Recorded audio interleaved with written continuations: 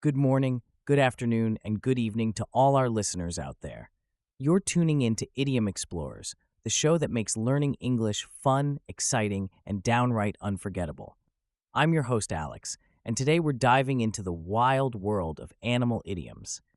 So sit back, relax, and let's get started with some fascinating phrases that will have you sounding like a native in no time. First up, we have the idiom, the elephant in the room. This idiom is used to refer to a major issue or problem that everyone is aware of, but no one wants to talk about. Imagine there's an enormous elephant standing in your living room. It's impossible to ignore, right? But everyone pretends it's not there. For example, during the meeting at ESL Whiteboard, everyone knew that the company was facing financial difficulties, but no one wanted to address the elephant in the room. At the family dinner, the argument between John and Jane was the elephant in the room, but everyone chose to talk about the weather instead. In politics, the growing public debt is often the elephant in the room that politicians avoid discussing. Using this idiom can help you acknowledge unspoken issues in a conversation, making it a powerful tool in your communication arsenal. Next, we have let the cat out of the bag. This idiom means to reveal a secret or disclose something that was supposed to be kept hidden. Picture a cat that was hidden in a bag suddenly jumping out. The secret is out. For example, Sarah was planning a surprise party for Tom, but she accidentally let the cat out of the bag while talking to him. The company tried to keep their new product launch a secret, but one of the employees let the cat out of the bag on social media. During the interview, the celebrity let the cat out of the bag about their upcoming movie project. This idiom is perfect for those moments when secrets slip out unintentionally. It adds a playful twist to conversations about surprising revelations. Our third idiom today is take the bull by the horns. This means to face a difficult situation head-on with courage and determination. Imagine grabbing a bull by its horns. It takes guts, right? For example, Jane decided to take the bull by the horns and confront her boss about the unfair workload. If you want to succeed, sometimes you need to take the bull by the horns and tackle challenges directly. After months of procrastination, Mike took the bull by the horns and started working on his thesis. Using this idiom shows that you're ready to tackle tough situations with bravery. It's an excellent way to express determination and proactive behavior. Now let's talk about a wolf in sheep's clothing. This idiom describes someone who appears harmless or friendly, but is actually dangerous or deceitful. Imagine a wolf disguised as a sheep to blend in with the flock. Tricky, right? For example, be careful around Jake. He's a wolf in sheep's clothing and can't be trusted. The new policy seemed beneficial at first, but it turned out to be a wolf in sheep's clothing, causing more harm than good. She pretended to be supportive, but she was really a wolf in sheep's clothing, spreading rumors behind their backs.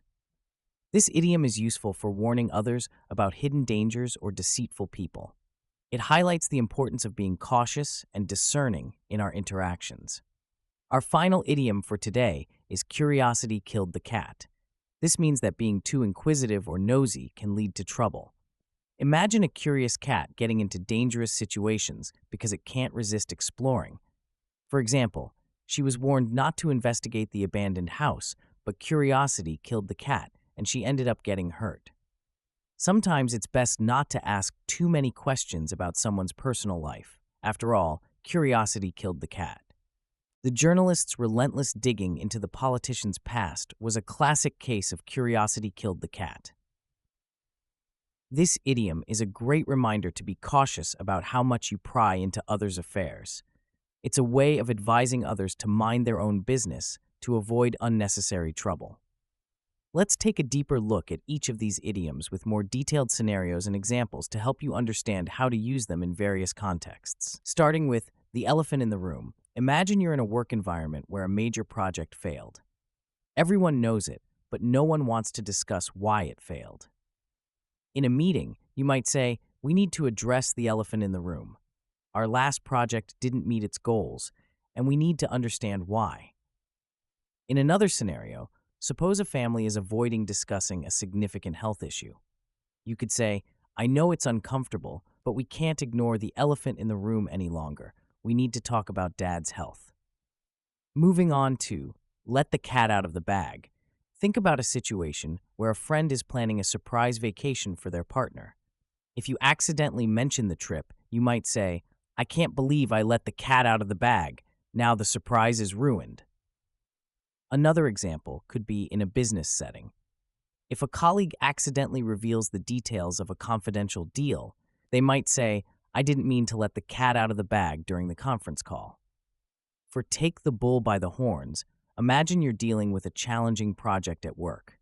Instead of avoiding it, you decide to tackle it head on and say, "It's time to take the bull by the horns and finish this project by the deadline." In a personal context, suppose you've been avoiding a difficult conversation with a friend. You might think, "I need to take the bull by the horns and talk to her about what's been bothering me." With a wolf in sheep's clothing, consider a scenario where a new employee seems overly friendly but is actually undermining others. You might warn a colleague, "Be careful around him. He's a wolf in sheep's clothing." In another context, imagine a seemingly generous business offer that hides significant drawbacks. You could say, "That deal looks good on paper, but it might be a wolf in sheep's clothing."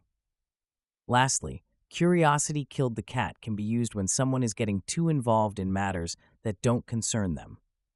If a friend is prying into someone else's personal issues, you could say, "Remember, curiosity killed the cat. It's better to let them handle it on their own." Or if a colleague is investigating rumors about company changes, you might advise, "You should be careful. Curiosity killed the cat, and we don't want to get into trouble." And there you have it, folks. 5 fantastic animal idioms to add to your vocabulary. Remember, using idioms can make your English sound more natural and expressive. Try incorporating them into your conversations and watch how they bring your language to life. Thank you for tuning in to Idiom Explorers, produced by ESL Whiteboard. I'm your host, Alex, and I hope you enjoyed today's episode. Don't forget to subscribe and leave us a review if you found this helpful.